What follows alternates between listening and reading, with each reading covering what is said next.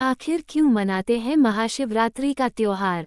वैसे तो शिवरात्रि से संबंधित कई मान्यताएं हैं, मगर उनमें से एक भगवान शिव और मां पार्वती के संगम से जुड़ी हुई है।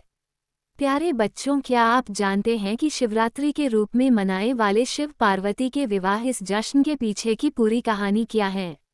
अगर नहीं पता तो हम आपको बताते हैं। पर्वत राजा हिमवंत का राज कैलाश पर्वत के बहुत करीब था और पर्वत राजा का विवाह स्वर्ग की एक अप्सरा के साथ हुआ जिनका नाम था मेनका। इन दोनों की पुत्री थी देवी पार्वती। इनका नाम पार्वती इसलिए रखा गया क्योंकि वो पर्वत राजा की पुत्री थी और वो हर चीज में बहुत कुशल थी। माता पार्वती बचपन से ही भगवान शिव से ही शादी करने की इच्छुक थी। पिता हिमवंत की लाख कोशिशों के बावजूद भी उन्होंने अपना फैसला नहीं बदला।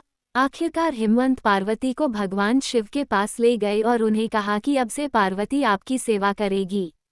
उस दिन से पार्वती उनकी सेवा करने लगी और उन्हें प्रसन्न करने का प्रयास करने लगी। भगवान ब्रह्मा इसके बारे में सब जानते थे, इसलिए उन्होंने शिव के दिल में पार्वती के लिए प्रेम जगाने की खातिर उन्होंने प्रेम के भगवान को शिव जी के पास कैलाश भेजा। वहां वो देखते हैं कि शिव जी ध्यान मग्न हैं। प्रेम के भगवान को अपना दिया हुआ कार्य भी पूरा करना था, इसलिए जिस समय पार्वती शिव जी पूजा कर रही थी उन्होंने उन पर प्रेम का बाण चला दिया। गुस्सा में शिव जी ने अपनी तीसरी आंख खोल दी और आग से प्रेम देवता भस्म हो गए। पार्वती अब समझ चुकी थी कि शिव जी को पाने का एकमात्र तरीका भक्ति ही है। उन्होंने तय कर लिया कि कठिन तपस्या करके वो शिव जी को खुश करके रहेंगी। एक दिन उस रास्ते से एक ऋषि गुजर रहे थे। उन्होंने पार्वती से सवाल किया कि हे सुंदर कन्या, तुम इतनी घोर तपस्या किसे पाने के लिए कर रही हो? वो तुम्हारे लायक नहीं है।